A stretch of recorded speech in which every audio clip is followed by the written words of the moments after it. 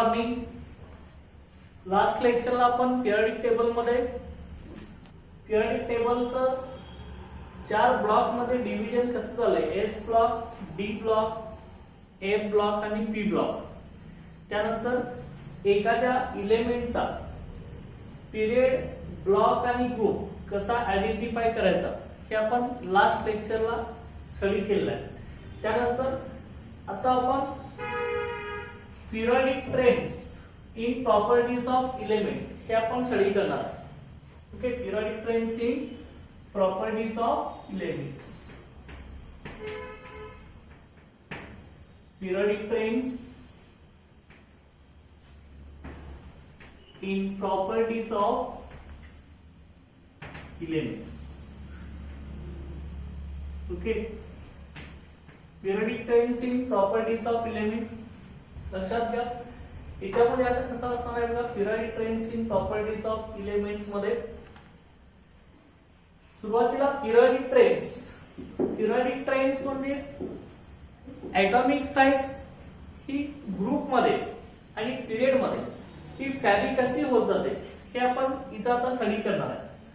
तर periodic trends in properties of elements म्हणजे लक्षात घ्या, periodic recurrence of elements.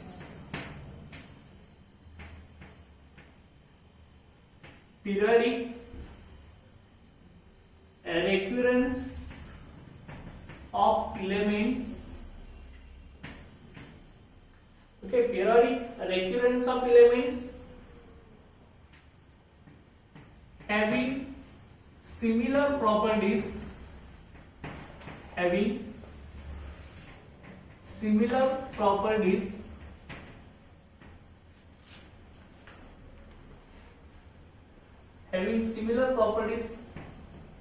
in regular intervals.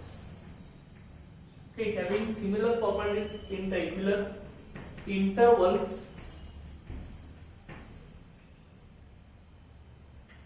is called periodicity. Is called periodicity. Is called periodicity, and properties is called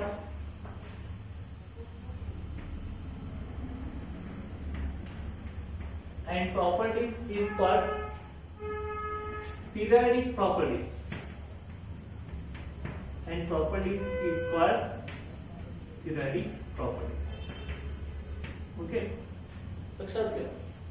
आता यामध्ये बघा, periodic trends in properties of elements मध्ये periodic recurrence of element having similar properties in regular intervals, त्याला आपण पिरियडिसिटी असं म्हणत असतो. आणि त्या प्रॉपर्टीला काय म्हणत असतो, पिरियडिक प्रॉपर्टीज. म्हणजे एका ठराविक टाइम नंतर त्या प्रॉपर्टी परत रिपीट होत असतात, त्याला आपण काय म्हणत असतो, पिरियडिसिटी असं म्हणत असतो. चला, एखाद्या एलिमेंटची प्रॉपर्टी आपण बघितल्या, त्यामध्ये ॲटॉमिक साईज असेल किंवा ॲटॉमिक रेडियस असेल, एका ठराविक इंटरवल नंतर ती ॲटॉमिक साईज जी आहे ती सेम राहत असते. म्हणजे एक ते लक्षात घ्या, ह्याच्यामध्ये कसं होत असतं, समजा एलिमेंट हा फर्स्ट असेल, हा इथं सेकंड एलिमेंट असेल, हा थर्ड एलिमेंट आहे, हा आपला फोर्थ एलिमेंट आहे, हा फिफ्थ असेल, हा 6, 7. ओके, अशा पद्धतीने समजा 1 to 7 पर्यंत आपल्या ॲटॉमिक साईज जे असेल, ॲटॉमिक साईज आपण इथे घेऊया, ही ॲटॉमिक साईज आपली इथे इन्क्रीज होत गेली असेल अशी. ओके, अशी इन्क्रीज झाली असेल. आणि नंतर 8 नंबरचा एलिमेंट येणार आहे, 8 नंबरचा एलिमेंट, ह्याची प्रॉपर्टी परत ही पहिल्या एलिमेंट एवढीच असणार आहे. ओके, म्हणजे 1 ते 7 पर्यंत समजा एलिमेंट आपण 1 2 3 4 5 6 7 असे एलिमेंट आपण घेतलेले आहेत. ओके, 1 to 7 पर्यंत एलिमेंटच्या प्रॉपर्टी वाढत चाललेल्या आहेत. म्हणजे समजा त्यातली आपण प्रॉपर्टी ऍटॉमिक साईज घेतली असेल, एक पहिल्या एलिमेंट पेक्षा दुसऱ्या एलिमेंटची ऍटॉमिक साईज जास्त असेल, दुसऱ्यापेक्षा तिसऱ्या एलिमेंटची ऍटॉमिक साईज जास्त असेल, त्यानंतर फोर्थ एलिमेंटची जास्त असेल, त्यानंतर फिफ्थ, त्यानंतर सिक्स, त्यानंतर सेवन, इथपर्यंत ऍटॉमिक साईज वाढत जात असेल आणि त्याच्यानंतर पुढचं जे 8 नंबरचं एलिमेंट येणार आहे त्याची जी प्रॉपर्टी असणार आहे ती पुन्हा सारखी असणार आहे फर्स्ट एलिमेंट एवढीच असणार आहे. ओके, म्हणजे 8th एलिमेंटची ऍटॉमिक साईज ही फर्स्ट एलिमेंट सारखी असणार आहे, लक्षात ठेवा. ओके, आता परत मग हा 8 एलिमेंट मी इथं लिहिला कारण का 8th एलिमेंटची ऍटॉमिक साईज पुन्हा एवढे फर्स्ट एलिमेंट एवढीच आहे, म्हणून ह्याच्या बरोबर मी खाली लिहिलं असं. ओके, म्हणजे त्यानंतर परत बघा 9 10 11 12 13 14 इथपर्यंत आणि ऍटॉमिक साईज अशी वाढत गेली. त्यानंतर 15 नंबरचा एलिमेंट पुढे येणार आहे, त्याची ऍटॉमिक साईज परत ह्या 8th एलिमेंट सारखी असेल, जे 16 नंबरचा 15 नंबरचा एलिमेंट परत 8th एलिमेंट सारखीच ऍटॉमिक साईज दाखवत असेल, म्हणजे प्रॉपर्टी परत रिपीट झाली ना. त्याची प्रॉपर्टी अशीच वाढत जायला पाहिजे, परंतु एका ठराविक टाइम नंतर परत ही प्रॉपर्टी रिपीट होत असते, लक्षात घ्या. त्यानंतर मग 17 18 19 20 21 20 ओके, इथपर्यंत आपली अशी वाढत गेली. पण इथं 15 16 17 18 19 20 21 अशापर्यंत वाढत गेले.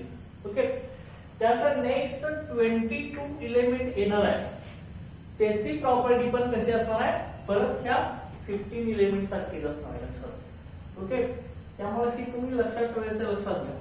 ओके, एका ठराविक लिमिट नंतर पिरियडिक रेक्युरन्स होत असतो, लक्षात घ्या. पिरियडिक टेबल मध्ये रेक्युरन्स म्हणजे काय, एलिमेंटच्या प्रॉपर्टी रिपीट होत असतात. ओके, पिरियडिक रेक्युरन्स म्हणजे रिपीटेशन. ओके, पिरियडिक टेबल मध्ये एलिमेंटचं रिपीटेशन होत असतं. कसं रिपीटेशन होतं, त्यांच्या सिमिलर प्रॉपर्टीज वरून त्यांचं रिपीटेशन होत असतं. ओके, लक्षात घ्या. एका ठराविक टाइम नंतर, एका ठराविक इंटरवल नंतर एलिमेंटच्या प्रॉपर्टी ह्या परत परत रिपीट होत जातात, लक्षात घ्या. ओके, परत रिपीट होत जातात, त्यांनाच आपण काय म्हणत असतो, पिरियडिसिटी असं म्हणत असतो. आणि जी एलिमेंट ही प्रॉपर्टी दाखवत असतात त्याला काय म्हणतात तर पिरियडिक प्रॉपर्टी असं म्हणतात. ओके, लक्षात आपण काय म्हटलं, पिरियडिक टेबल मध्ये एलिमेंटच्या प्रॉपर्टी ह्या रिपीट होत असतात एका ठराविक लिमिट नंतर, रेग्युलर इंटरवल नंतर त्या रिपीट होत असतात, त्यांना आपण पिरियडिसिटी असं म्हणत असतो. ओके, मग ज्या प्रॉपर्टी रिपीट होत असतात ठराविक इंटरवल नंतर त्यांना आपण काय म्हणत असतो, पिरियडिक प्रॉपर्टीज असं म्हणत असतो. चला आपण काय म्हटलंय, periodic times in properties of element म्हणजे काय, पिरियडिक टेबल मध्ये एलिमेंटच्या प्रॉपर्टी एका ठराविक लिमिट नंतर त्या रिपीट होत असतात. सिमिलर प्रॉपर्टी जे आहेत, जे ऍटॉमिक साईज आपण घेतले, ही एक प्रॉपर्टी एका ठराविक लिमिट नंतर रिपीट होत असते, त्याला आपण पिरियडिसिटी असं म्हणतो. आणि त्या प्रॉपर्टीला आपण काय म्हणतो, पिरियडिक प्रॉपर्टी असं म्हणतो. इथं ऍटॉमिक साईज घेतले, ऍटॉमिक साईज या प्रॉपर्टीला काय म्हणायचं, पिरियडिक प्रॉपर्टी असं म्हणायचं. ओके, एक ठराविक लिमिट नंतर ही ऍटॉमिक साईज ही प्रॉपर्टी रिपीट होत असते. लक्षात, ही periodic trends in properties of element आहे. आता कुठल्या कुठल्या पिरियडिक ट्रेन्स आहेत ते एका ठराविक टाइम नंतर पिरियडिक टेबल मध्ये रिपीट होत असतात, ते आपल्याला आता बघायचं. ओके, आता मग बघा, पहिली पिरियडिक ट्रेन्स किंवा पिरियडिक प्रॉपर्टी आपण आता स्टडी करणार आहे, ती आहे आपली ऍटॉमिक साईज और ऍटॉमिक रेडियस. ओके, बघा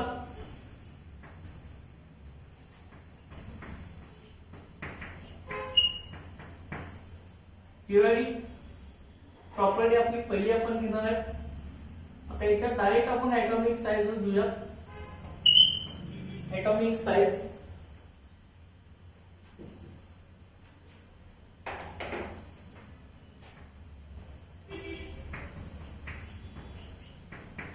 ऍटॉमिक साईज त्यालाच आपण आणखी ऍटॉमिक रेडियस असं म्हणतो. Okay, atomic size of atomic radius. पहिली आपली periodic trains of periodic properties आहे. ओके, आता atomic size किंवा atomic radius कसा म्हणायचा? ही atomic size किंवा atomic radius periodic table मध्ये एका ठराविक टाइम नंतर, ठराविक इंटरव्हल नंतर परत परत रिपीट होत जाते, लक्षात घ्या. म्हणून हिला आपण पिरियडिक प्रॉपर्टी असं म्हणत असतो. ओके, आता इथली पिरियडिक प्रॉपर्टी कशी आहे बघा. It is defined as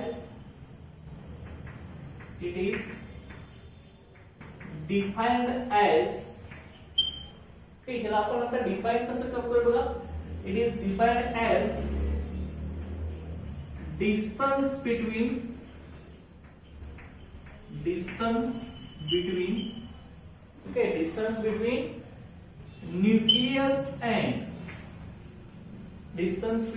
nucleus and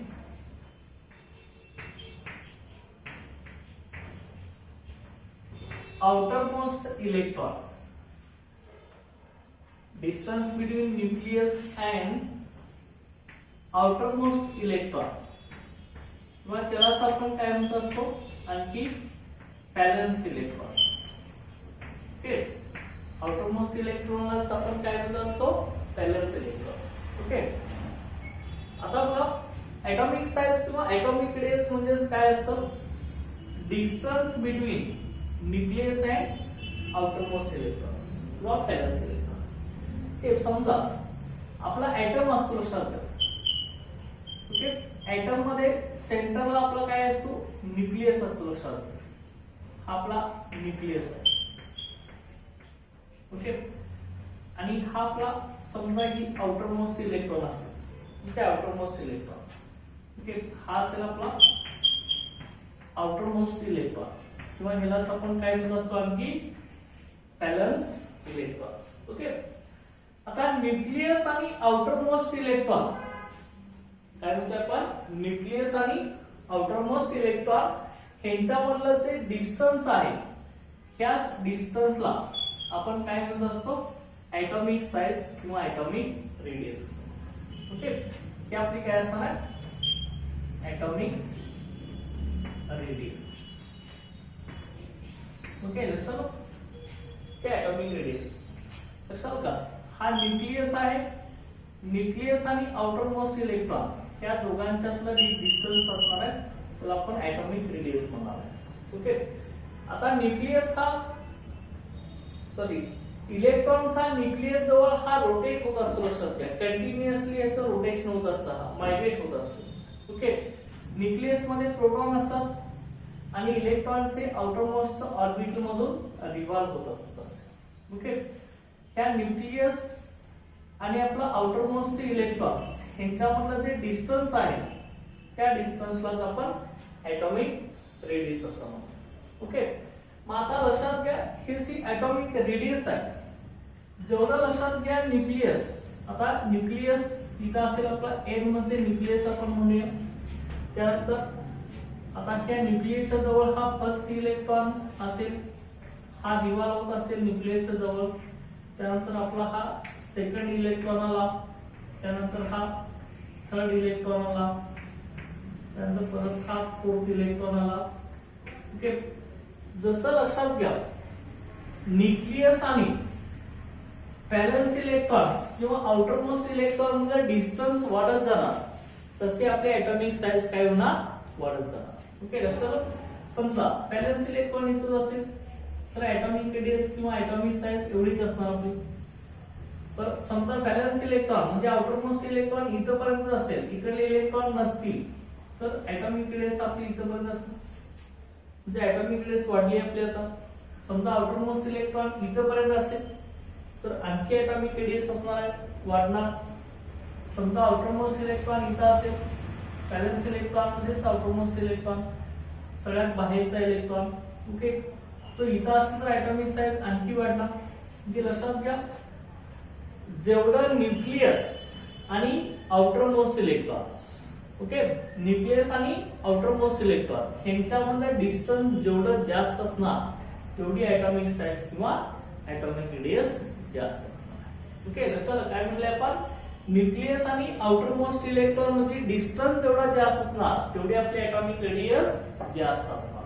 okay, हे लक्षात ठेवायचं. ओके, म्हणजे लक्षात घ्या, डिस्टन्स वाढला न्यूक्लियस आणि आउटर मोस्ट इलेक्ट्रॉन्स किंवा बॅलन्स इलेक्ट्रॉन मध्ये, तर ऍटॉमिक रेडियस किंवा ऍटॉमिक साइज आपली वाढत जाणार. ओके, आता मग लक्षात घ्या, ही जी आपली ऍटॉमिक साइज आहे, आता ही ऍटॉमिक साइज ही कशी असते लक्षात घ्या. आपण जर डायटॉमिक मॉलिक्यूल जर घेतला असेल, बघा लक्षात घ्या, for diatomic molecules, for diatomic molecules.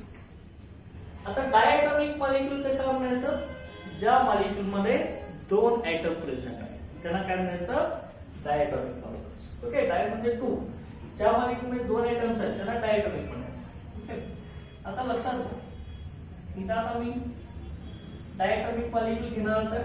For diatomic molecule, for diatomic molecule, half of the covalent radius, half of the covalent radius or covalent bond length, half of the covalent bond length is the covalent radius, is covalent radius. हे लक्षात ठेवा.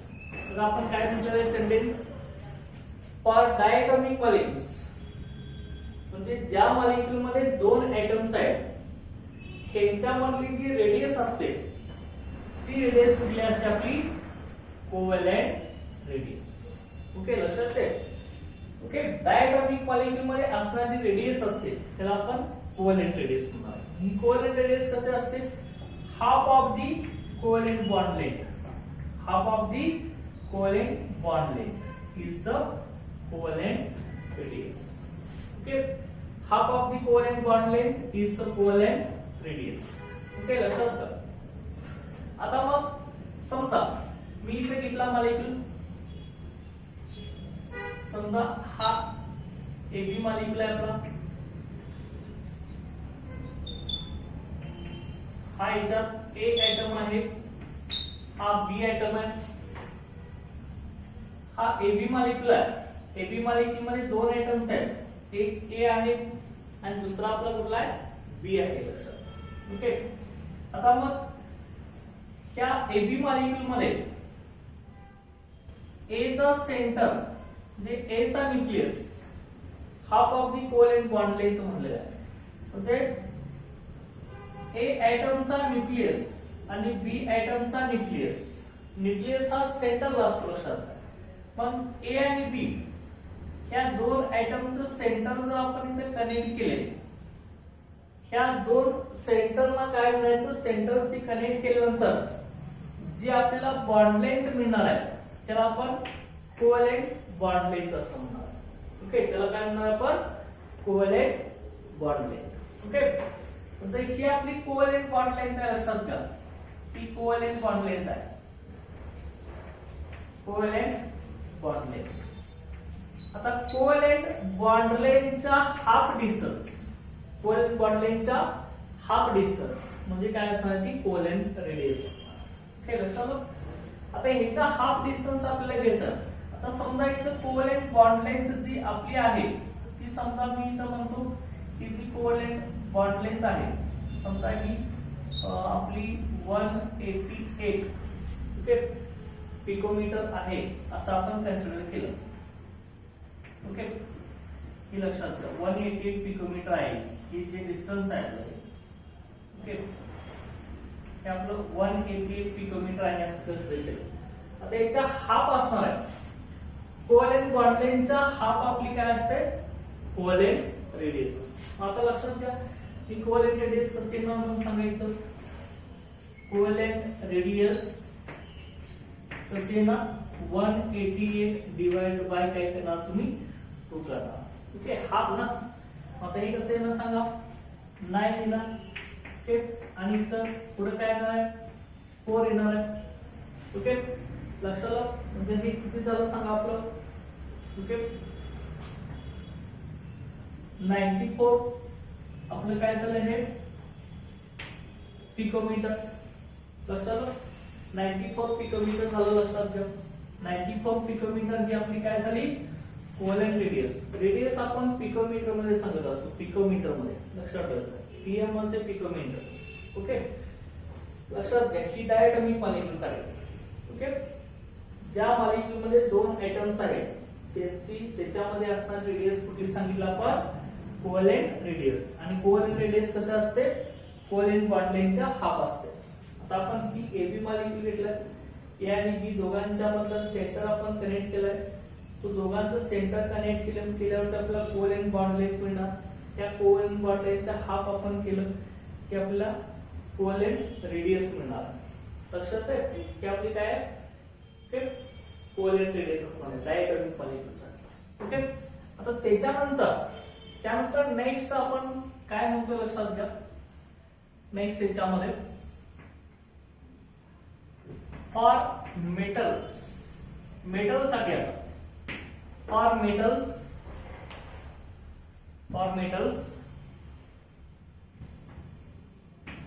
the half of the internuclear distance, the half of the internuclear distance between, okay, for metals the half of the internuclear distance between nuclei of two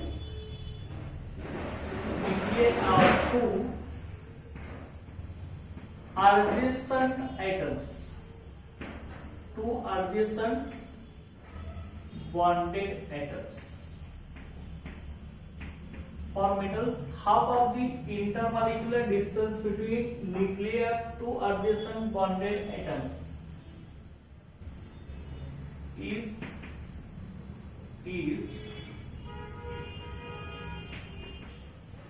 metallic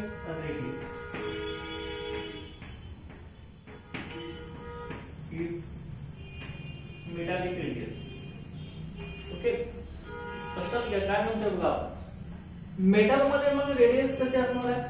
आपण regular radius किंवा atomic साइजचे definition काय सांगितलंय nucleus आणि valence electron मधलं distance. Okay, nucleus आणि valence इलेक्ट्रॉनच्या मधलं distance त्याला आपण काय म्हणतो असतं ऍटॉमिक रेडियस. आता मग मेटल मध्ये half of the internuclear distance between nuclei of two adjacent bonded atoms is the metallic radius. आता लक्षात घ्या आपण मेटलचा एक क्रिस्टल असा घेतलेला आहे इन मेटल क्रिस्टल.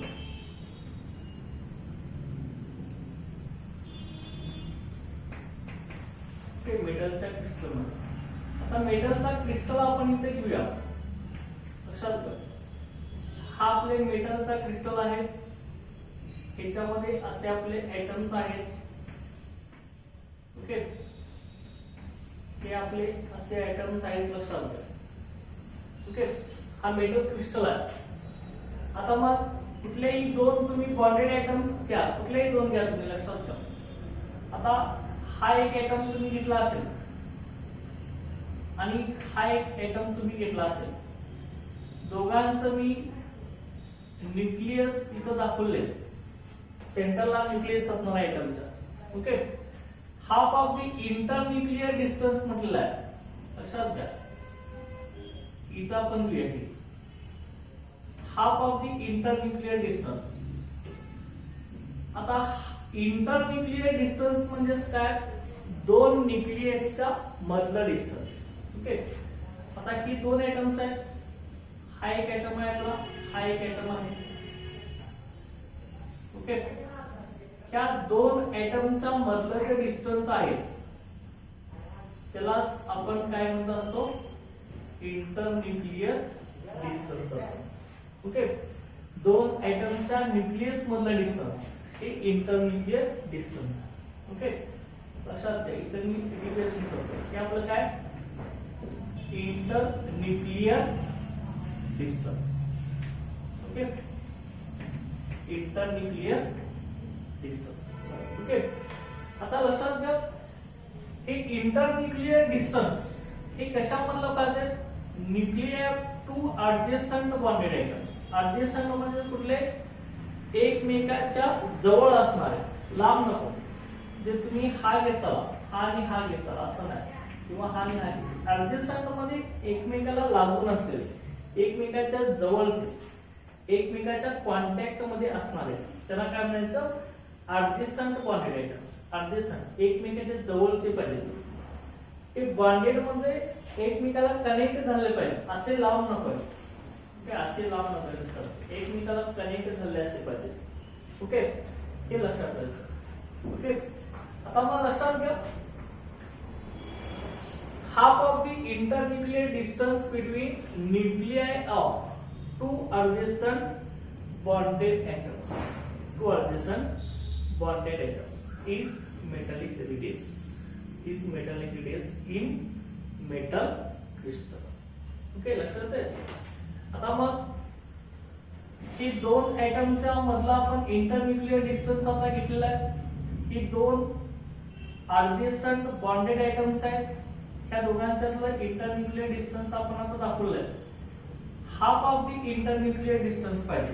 म्हणजे समजा ही इंटरन्यूक्लियर डिस्टन्स फॉर एक्झाम्पल या ठिकाणी 150 पिकोमीटर असेल. समजा 150 पिकोमीटर असेल हे इंटरन्यूक्लियर डिस्टन्स आपल्या इथे बघायचं. ओके, हे 150 पिकोमीटर जर असेल तर लक्षात घ्या ह्याचं काय करायचं, आपण हाफ घ्यायचा.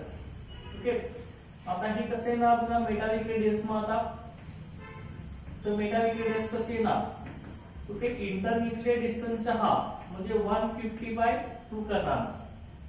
Half of the internuclear distance, internuclear डिस्टन्सचा हाफ करणार आहे. दोन ऍटमच्या न्यूक्लियस मधलं डिस्टन्स घ्यायचं आहे, ते इंटरन्यूक्लियर डिस्टन्स असणार आहे आणि त्याचा हाफ करायचा आहे. ही तुमची मेटालिक रेडियस असणार आहे.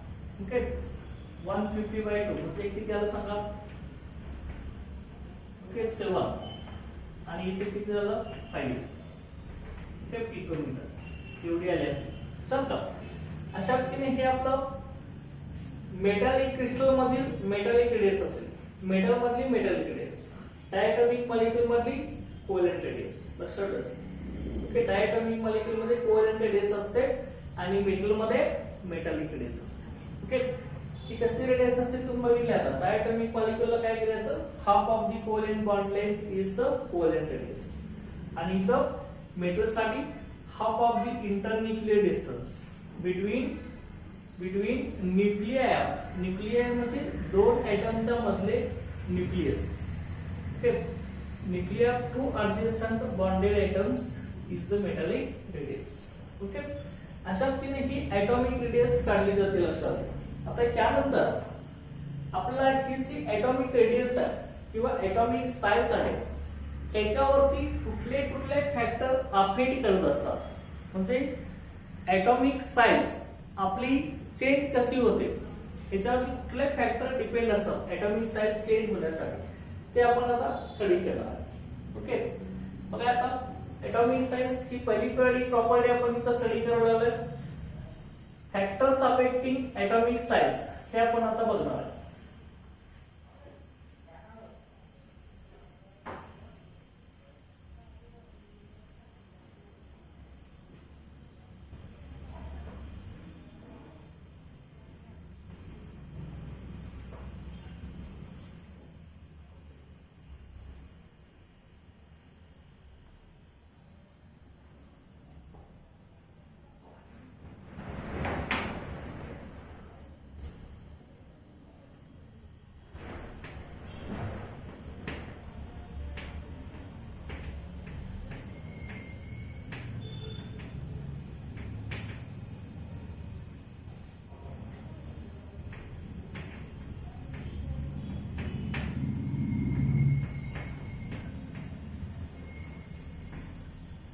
Factors affecting atomic size of atomic radius.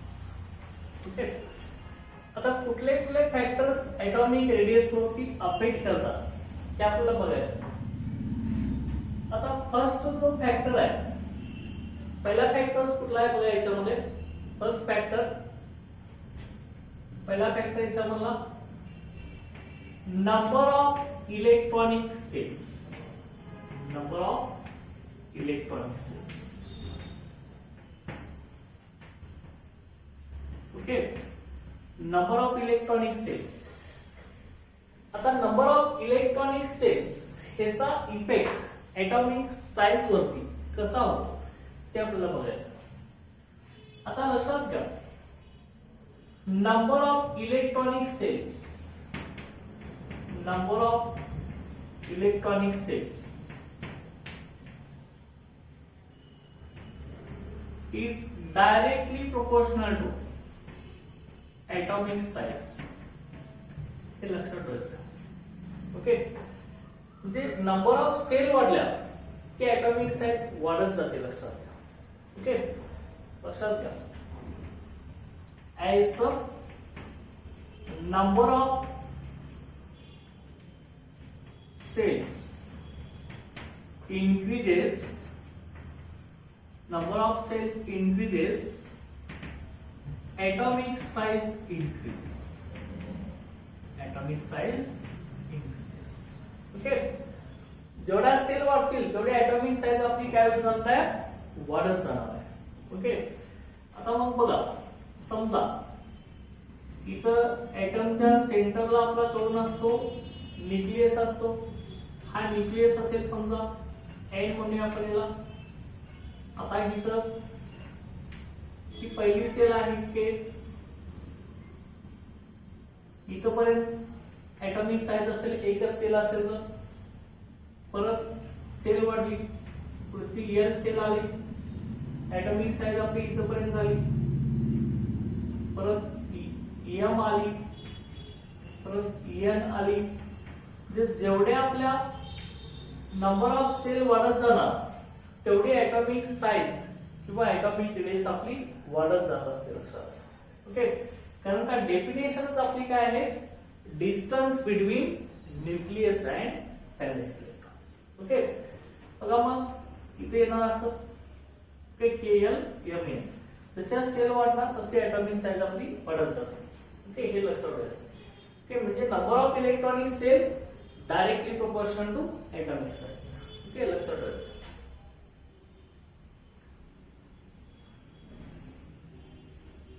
आता त्यानंतर पुढचा फॅक्टर्स बघा याच्यामध्ये, factors affecting effective nuclear charge.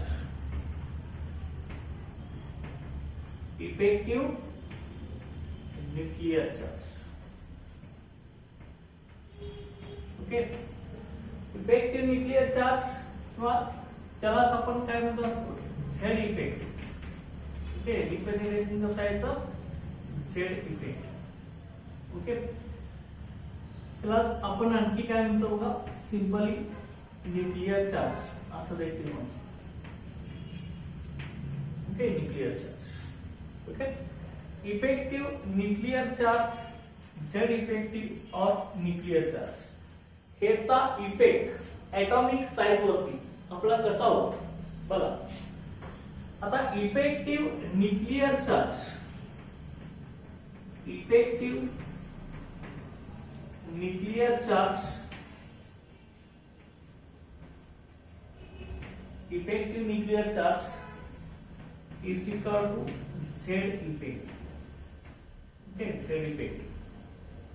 Okay, पण हा कसा काढला होतो effective nuclear charge, Z minus shielding constant,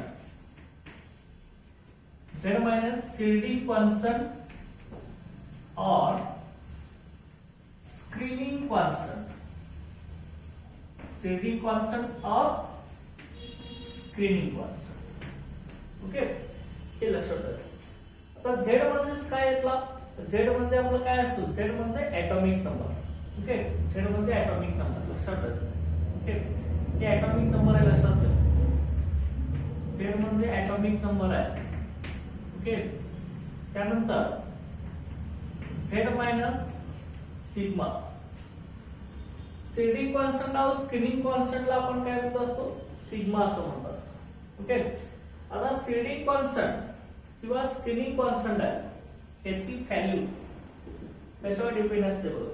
ते seeding constant value of shielding constant value of seeding constant or screening constant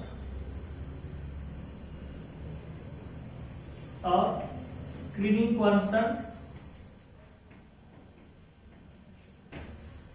depends on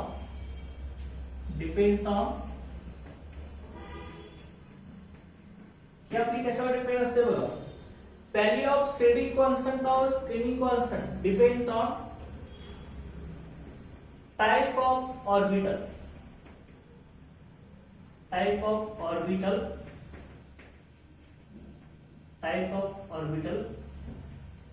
involved to which electron enters,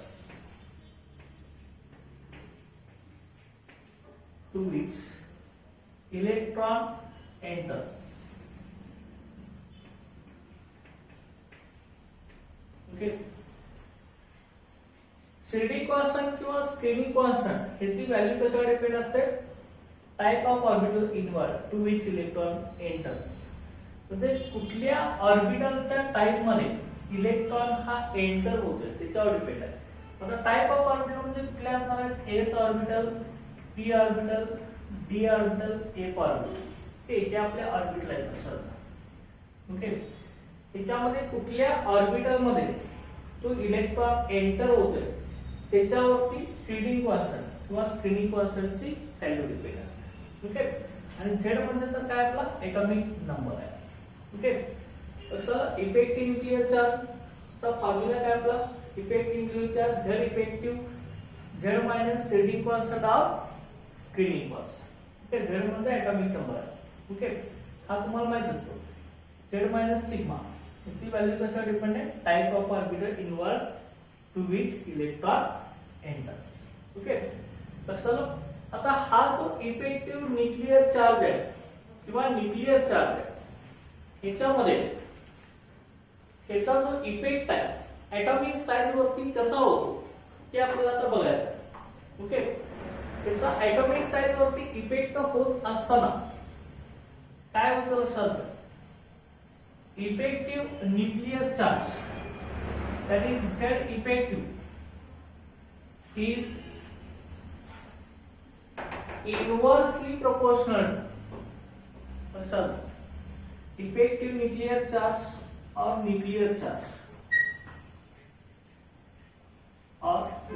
charge is inversely proportional to atomic size. किंवा atomic radius. Okay, size कमी झाली की automatically radius कमी होत जाते लक्षात. Okay, inversely proportional to atomic size. लक्षात घ्या, जेवढा आपला इफेक्टिव्ह न्यूक्लियर चार्ज वाढत जाणार तेवढे atomic साइज कमी होत जाते लक्षात. पण atomic नंबर आता आपण पिरियड मध्ये जर बघितला असेल, पिरियड मध्ये कसं असतं. पिरियड म्हणजे काय आपलं असणार आहे horizontal lines. Okay, periodic table मध्ये इकडे असतं ह्या साईडला. आणि ग्रुप मध्ये कसं असतं आपलं टॉप टू बॉटम. ओके, वरून खाली असतं लक्षात घ्या. ओके, पिरियड मध्ये काय होतं आपला एटॉमिक नंबर असा वाढत जातो लक्षात घ्या. एटॉमिक नंबर वाढल्यामुळं न्यूक्लियर चार्ज आहे तो वाढत जातो. न्यूक्लियर चार्ज वाढत चालला की न्यूक्लियस आणि इलेक्ट्रॉन यांच्यामधलं अट्रॅक्शन वाढतं. अट्रॅक्शन वाढले की ॲटॉमिक साइज आपली कमी होते लक्षात. ओके, पिरियड मध्ये काय होतं बघा इकडून इकडे असं ॲटॉमिक साइज आपण आता ट्रेंड्स मध्ये आपण स्टडी करणारच आहे. ॲटॉमिक साइज ही ॲटॉमिक साइज आपली कमी होत जाते लक्षात. ॲटॉमिक साइज डिक्रीज होते. जेवढी ॲटॉमिक साइज कमी होत जाणार तेवढं काय होणार आहे न्यूक्लियस. इथं आपला न्यूक्लियस आहे आणि हा electron. Nucleus electron. Okay, nucleus electron. Nucleus electron मधलं अट्रॅक्शन कसं होत जाणार, वाढत जाणार. ऍटॉमिक साईज जेवढी कमी तेवढं न्यूक्लियस आणि इलेक्ट्रॉन मधलं अट्रॅक्शन वाढत जाणार. ओके, अट्रॅक्शन जेवढं जास्त असणार तेवढं न्यूक्लियर चार्ज जास्त असतो. मग न्यूक्लियर चार्ज वाढला की ऍटॉमिक साईज आपली कमी होते. लक्षात. ओके, लक्षात ठेवायचं. मग पिरियड मध्ये काय होतं, न्यूक्लियर चार्ज पिरियड मध्ये लेफ्ट टू राईट आपला वाढत जातो. ओके, त्यामुळे ऍटॉमिक साईज कमी होते. आणि ग्रुप मध्ये टॉप टू बॉटम वरून खाली ऍटॉमिक साईज आपली वाढत जाते. त्यामुळे न्यूक्लियर चार्ज आपला डिक्रीज होत जातो. त्यामुळे ऍटॉमिक साईज इन्क्रीज होते. न्यूक्लियर चार्ज वाढला की ऍटॉमिक साईज कमी, किंवा ऍटॉमिक साईज वाढली की न्यूक्लियर चार्ज कमी. दोन्ही एकमेकांच्या इनव्हर्स प्रोपोर्शनल असतात. ओके, हे लक्षात ठेवायचं. आता मग हा जो आपला न्यूक्लियर चार्ज आहे तो न्यूक्लियर चार्ज आपला कॅरी कसा होतोय आपण म्हटलंय, कसा कॅरी होत आहे nuclear charge. Okay, as nuclear charge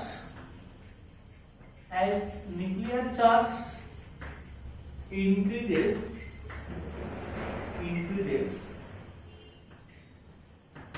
atomic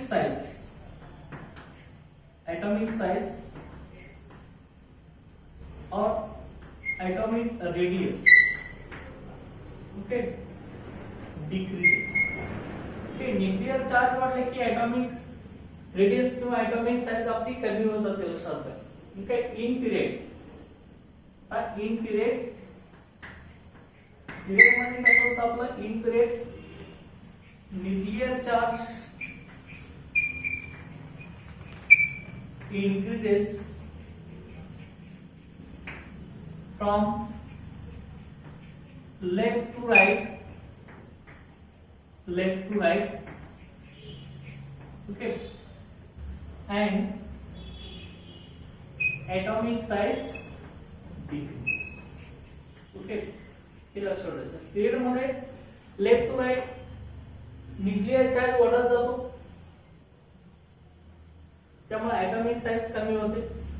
आणि ग्रुप मध्ये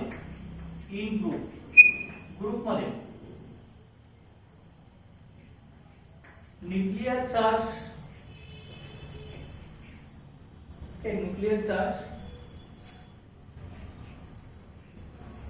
decreases from top to bottom, okay, वरून खाली, and atomic size